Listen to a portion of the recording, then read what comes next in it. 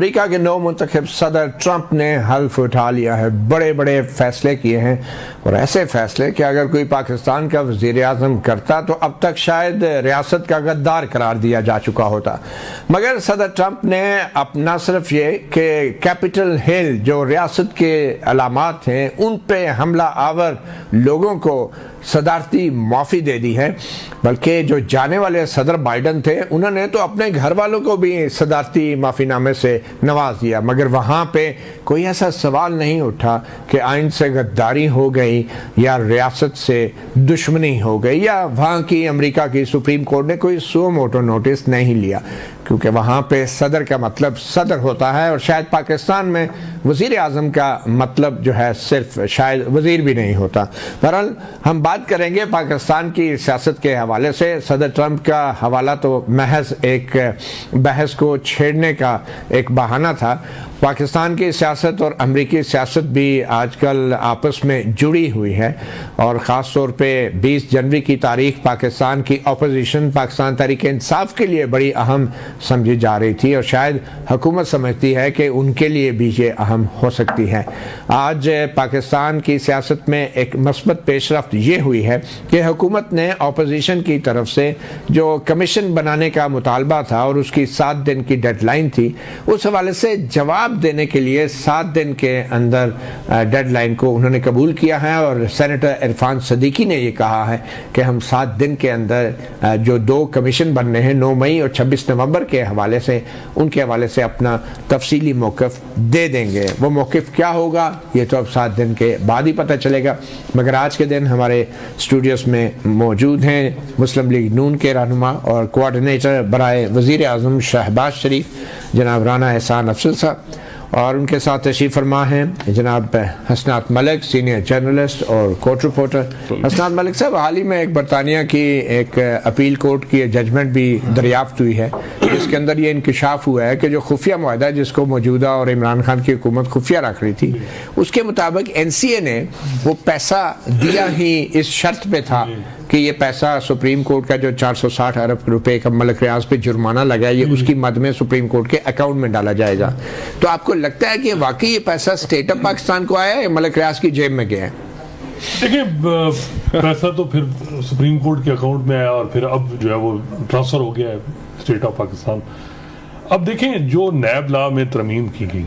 اس میں کیسز نون لیگ کے اور پیپلز پارٹی کے کافی یہ بینیفیشری ہیں، ان کے کیس ختم ہو گئے۔ اس امینڈمنٹ کو دیکھیں تو کیا یہ کیس سسٹینیبل ہے، یہ اصل سوال ہے۔ تو میرا خیال ہے کہ اگر جو ہے وہ نیب لا کی امینڈمنٹ کے بعد فیک اکاؤنٹ کے کیس زرداری صاحب کے پیپلز پارٹی ختم ہوتے ہیں، شہباز شریف صاحب کے جو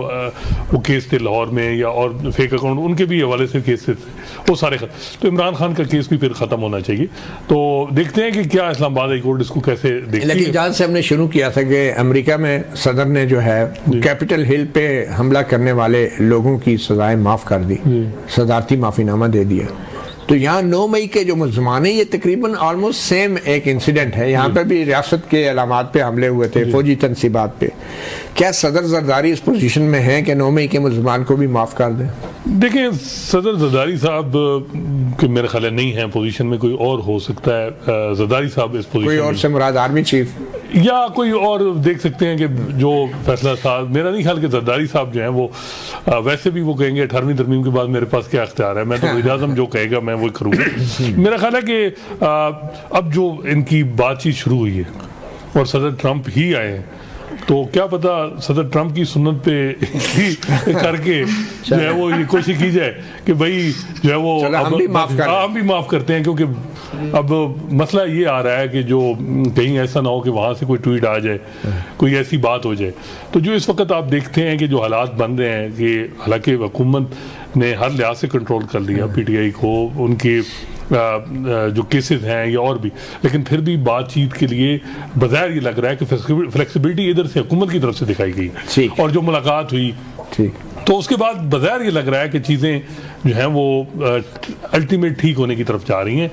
جب نون لیگ کے بھی معاملات ٹھیک ہو رہے تھے، آپ کو یاد ہوگا، تو اسی طرح کی بات یہ اڈیالہ جیل میں خان صاحب کو مزید فیسلٹیز مل رہی ہیں۔ جی، آج بتایا جا رہا ہے کہ اخبارات ان کے بحال ہوئی ہے، ٹی وی بحال ہوا بڑے عرصے بعد،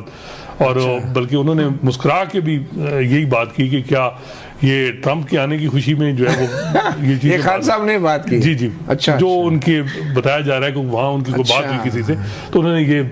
خان صاحب کوئی اوور ایسٹیمیٹ نہیں کر رہے اپنے تعلقات ٹرمپ سے؟ دیکھیں وہ اصل میں مجھے لگ رہا ہے کہ ان کو اندازہ ہے کہ کیونکہ ایک آفر تو ان کو ہی ہے کہ جی ہاؤس ریسٹ والی جو وہ کہتے ہیں کہ مجھے ہوئی ہے، تو ان کو یہ ہے کہ بس اب یہ ہے کہ میں جو ہے وہ باہر تو آنا ہے لیکن میں نے آنا جو ہے وہ کورٹ آرڈر کے ذریعے، تو ویسے آپس کی بات ہے جو شریف فیملی کے کیسز تھے وہ بھی کورٹ کے ذریعے ہوئے تھے۔ یہ علیحدہ بات ہے کہ ہماری عدالتیں بھی موڈ دیکھ لیتی ہیں، جب معاملات سازگار ہوتے ہیں تو عدالتیں ان کیسز میں جو مشکل لگتا ہے کہ جی بڑا مشکل، اور وہ اتنی آسانی سے ریلیف دیتی ہیں کہ پتہ ہی نہیں چلتا۔ لیکن ہماری عدالتیں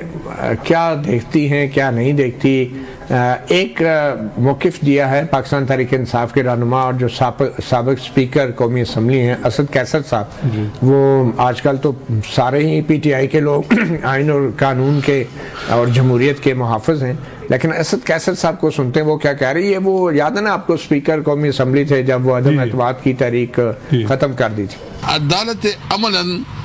میں بہت معذرت سے کہتا ہوں کہ اپاہج ہو رہی ہیں، ملک میں آئین کی بحالی ہو، قانون کی حکمرانی ہو، آزاد جوڈیشری ہو، ہم ساتھ دیں گے۔ اس کے لیے ہم نے مشاورت شروع کی ہے، اب دیگر پولیٹیکل پارٹیز کو مل رہے ہیں، اور 2-3 ہفتے میں ہم ایک بہت بڑی جو جتنی بھی اسٹیک ہولڈرز ہیں، پولیٹیکل پارٹیز ہیں جو اپوزیشن سے تعلق رکھتے ہیں، یا انٹیلیجنسیا ہے، یا وکلا ہے، یا میڈیا سے تعلق رکھتے ہیں، مزدور، اسٹوڈنٹ اور فارمرز، سب کو ہم اکٹھا کر رہے ہیں۔ 2-3 دن کے سیمینار ہوگا۔ یہ ملک چلے گا تو آئین اور قانون کے مطابق چلے گا، یہ ملک چلے گا تو یہاں قانون کی حکمرانی ہوگی، یہ کسی کی ذاتی شخصیت یا ذاتی خواہشات یا ذاتی ایگو کے اوپر نہیں چلے گا۔ جو اسد کیسر صاحب نے کہا کہ ہم سب کو اکٹھا کر رہے ہیں، مزدور کو، طلبہ کو، تو پھر آخر میں کہا 2-3 دن کا سیمینار ہوگا۔ ایک چھوٹی سی بریک لیتے ہیں۔ ویلکم بیک صحافی شو میں۔ مہربانو قریشی، یہ بات جو ہے یہ سول نافرمانی، بڑے بڑے جلسے جلوسوں، ریلیز، احتجاج اور پارلیمنٹ کے احتجاج کے بعد اب سیمیناروں پہ آ گئی ہے، کیا ہوا ہے پی ٹی آئی کو؟ نہیں تو سیمینار کرنے میں کیا حرج ہے؟ میرے خیال میں اچھی بات ہے، لوگوں کو آگاہی دینے کے لیے اگر آپ ایک سیمینار کریں تو شاید لوگ زیادہ سنیں گے۔ احتجاج آپ جانتے ہیں ہمارے لیے سپیس کہاں چھوڑی گئی، اس ملک میں ایک آئینی حق ہے سب کا کہ وہ احتجاج کر سکیں، مگر اب ریاست جب پرامن شہریوں پہ گولیاں برسانے پہ آ جائے تو پھر احتجاج ممکن نہیں ہوتا۔ ہم نہیں چاہتے کہ مزید ہمارے ورکرز جو ہیں وہ گولیاں کھائیں صرف اپنا آئینی حق استعمال کرتے ہوئے، تو ان کی بھی ہم پہ ذمہ داری عائد ہوتی ہے، اور اسی لیے ہم نے مطالبہ بھی کیا ہے کہ 26 نومبر پر ایک جوڈیشل کمیشن قائم کیا جائے تاکہ دودھ کا دودھ اور پانی کا پانی تو ہو، کیونکہ حکومت تو آج بھی یہ ماننے کو تیار ہی نہیں کہ گولی چلی بھی تھی کہ نہیں۔ کبھی کہتے ہیں